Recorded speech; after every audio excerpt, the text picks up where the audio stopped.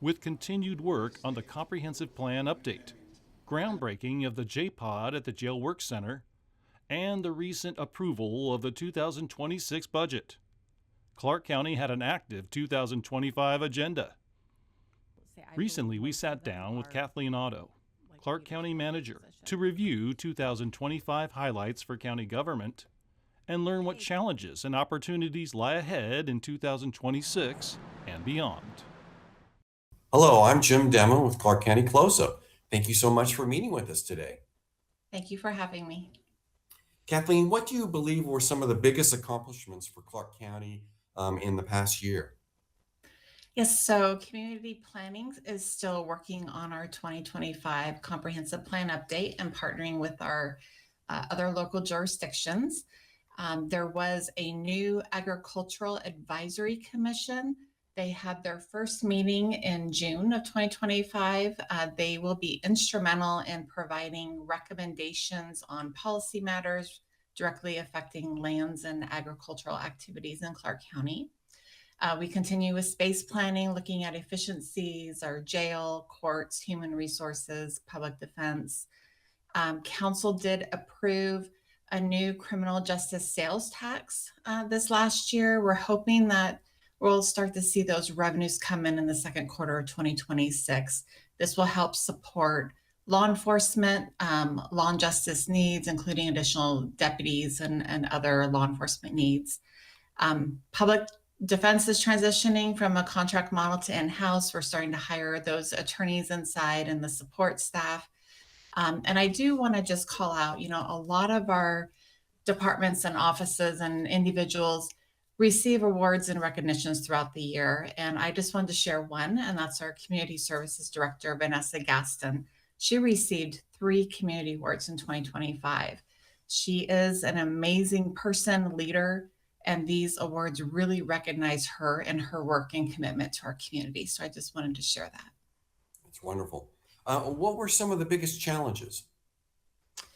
It's always the same. It's maintaining increasing service needs with little to no growth in our county, and also ensuring that we have a sustainable budget, so trying not to reduce our services, but recognizing our community is growing. And we've been very frugal and conservative over the years, trying to ensure that our financial status is sustainable, but also addressing our critical service needs. So that's always one of our largest challenges and our biggest opportunity as we continue to look forward. Okay, let's get a little bit more in depth into some of the major issues faced by Clark County. The county continues working on the Comprehensive Growth Management Plan update. Can you explain the purpose of this plan, when the plan update is due, and how the public can stay involved? Yes, so the purpose is a long-range policy guide on how the county manages growth over the next 20 years. This includes updates to development regulations to ensure that we're consistent with state law, land use changes, population growth, projections, and housing. There's lots of opportunities for the public to get involved. Just visit our website on the community planning website. They have all of our prior meetings on there so people can listen. There is an area where people can sign up for updates and see all the meetings and discussions and submit comments and attend council meetings. So there's still lots of opportunities. The plan was due in this month, but due to some strategic policy direction from our council, we're hoping that this will be submitted by summer of 2026. Okay, the county council already held a number of hearings regarding major elements of the plan. What are some of the major issues still to be decided? Yes, so I will share that there is a work session the first week of January on the 7th that will have an update. And on the 8th, there is going to be a joint public hearing with our county council and the Planning Commission on the preferred land use alternatives. So once that is determined, then staff will be analyzing and completing the final environmental impact statement. And then they'll review, revise, and readopt comp plan policies and updates. And then hopefully the adoption process will then proceed and be done hopefully this June or July of this summer. Okay. The impacts of homelessness continue to hit this region hard. What steps are underway to help people find or stay in affordable housing? Yes, so community services jointly funded programs and projects with key stakeholders such as the City of Vancouver, Peace Health, Commerce, and also partnered with some of our nonprofits in building affordable housing, strengthening the infrastructure for nonprofits to increase their capacity to serve diverse populations. Additionally, this last year, Council did provide additional funding to the Vancouver Housing Authority, supporting one of their projects in Battleground called the Weaver Creek Project. This project does serve individuals and families earning at or below about 60% of the area median income, and it will be providing about 100 units. And then finally, starting in January, the council will be discussing the affordable housing tax that they can take. And that will be, I believe, the first Tuesday in January, their first Tuesday meeting. And the council will be going through a strategic planning process to determine best path forward of looking at all of the available funds for affordable housing, as well as key policy initiatives at that time. As you mentioned, partnering with the City of Vancouver, this summer the county provided $2.75 million to the Vancouver Bridge Shelter Project, which is expected to open in fall of 2027. How will this facility help with homelessness response? Yes, so we're very appreciative of the city and their work on the bridge shelter.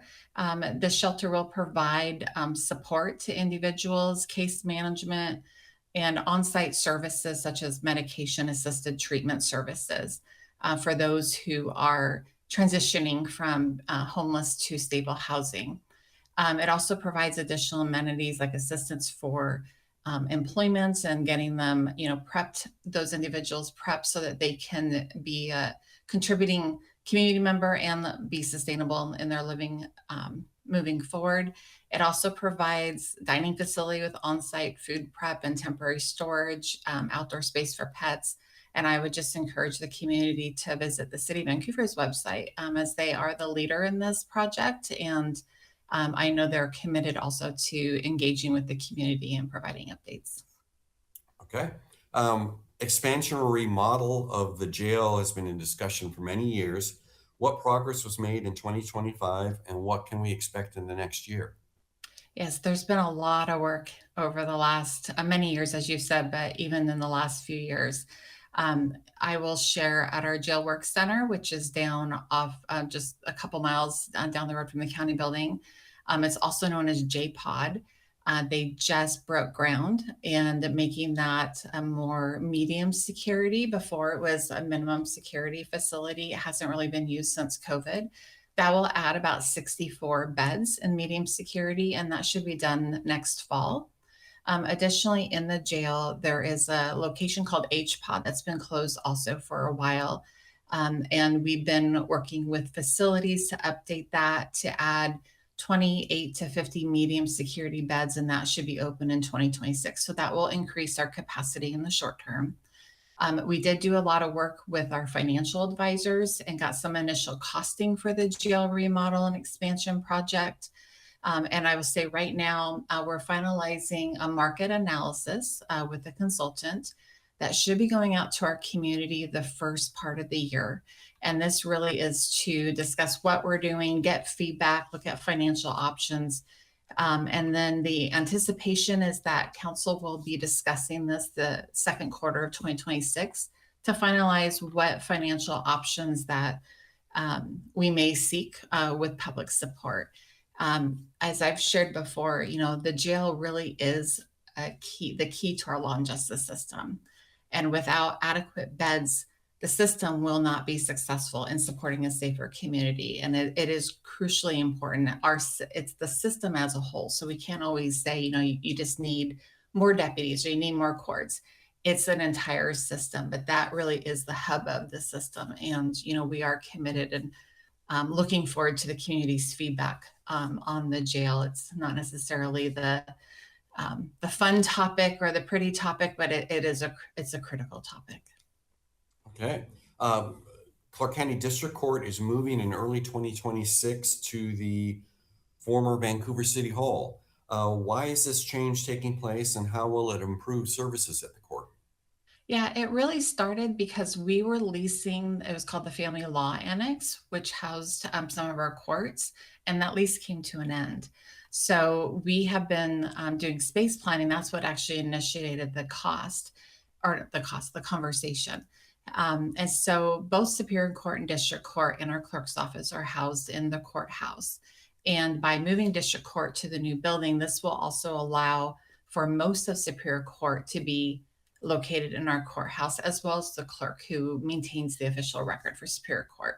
And it also, just as an opportunity, it gave us a time to look at all of our space planning needs and make sure that we're, running as efficient as we can, that we're utilizing our spaces. So it really stemmed from that termination of that lease, and then seeing what are our options and what's going to work best for our community. Okay. The county council adopted the 2026 budget a couple weeks ago. Was this budget more status quo, or were there any cuts? And are there any major impacts to services? I am happy to share that there were no cuts for 2026 budget, and therefore there's no major impact to our services. Last year's budget, if you remember, for 2025, it was going to be a hard budget cycle for 2026, but we're going to have to do some reductions. But I will say, due to our staff's work in realizing additional general fund revenue through either service cost recovery or realizing additional revenue such as interest, penalty, and others, that really got us balanced for 2026. So I'm very appreciative of our auditor's office, our jail staff, our district court staff, and our treasurer's office. Those were the main contributors of giving us this one-time funding. It wasn't new revenue. It was really about cost recovery in a lot of our areas. So most of our budget and services are status quo. We did have some increases, obviously, like in our public works fund and others, but for a general fund, overall our budget, like I said, we're always very conservative on our budget to ensure that we can maintain what we currently have. And how does the revenue outlook look for 2026? I would say overall, our revenues are stable. But with that said, we are seeing a decline in sales tax this year. And so we historically have budgeted our projections at about just over 4%.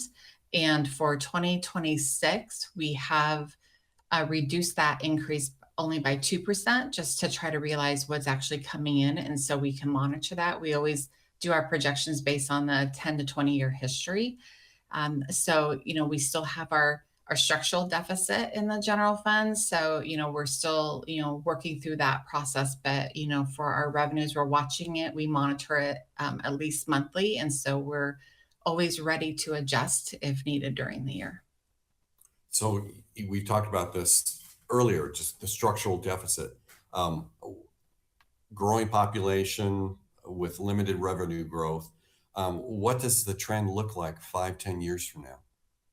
Yes, we're not balanced in 5 to 10 years. Like I said, we do have that structural deficit, which is really, or simply, our operating expenses exceeding the revenues. And so we're always trying to be creative and trying to maximize the funding we can get and maintain our services, like I said earlier, with limited growth. We're also seeing a little bit of a decline in our planning and code fund because of the reduction in the number of new home construction permits. And so we're monitoring that as well, because that could be a sign of an economic change. And we've also, in the last couple of years, really been intentional with reviewing our fees. Many of our fees have not been updated in 15, 20 years. And so we're trying to incorporate that into our annual budgeting process for an annual review. It's not that we want to just keep increasing fees to our customers, but we need to make sure we're being efficient as well to ensure that we're doing the best that we can. And I've shared this before too. Clark County is very unique in our county, where we not only have rural areas but also urban areas. And normally counties shrink as cities grow. The council has authorized discussions with the city of Vancouver on what our future looks like, and I anticipate that we'll be collaborating with the city and continue discussions as we go into 2026. Okay. What else would you like our viewers to know about county government? You know, I just want to acknowledge our staff. Working for government can be hard. And at times, it can be, I would say, controversial, not necessarily with the staff, but government in general. And we have a great team who really does care about our community. And it's truly an honor to work alongside of my colleagues here at Clark County. With that said, we always have boards and commissions that we have opportunities for people who want to get engaged, and also um, jobs that we have posted. And so I encourage anybody to please get engaged, even if you want to come to a council meeting and just learn about what we do and participate that way. We encourage that. And always, as always, people can call or open to feedback, email me. We're here. So it's a really good place, and I'm really honored to work with my team. Well, wonderful. Thank you so much, and best of luck to you in the coming year. Thank you.